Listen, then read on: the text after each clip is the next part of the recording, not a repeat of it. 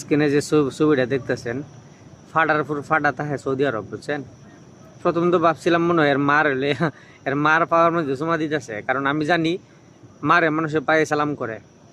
পরবর্তীতে দেখলাম এর বউ, আইডির ভিতরে ঢুকে দেখলাম এর ওয়াইফ। ঠিক আছে, অসংখ্য ভিডিও আছে এরকম।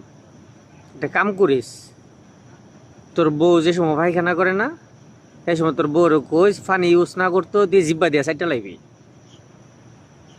হালা পাগলের ঘরের পাগল।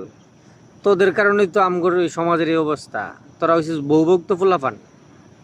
ঠিক আছে, এই বউর প্রতি আসক্ত হইয়া বাবা মার কোনো খোঁজখবর নেস না, টাকা পয়সা দেস না।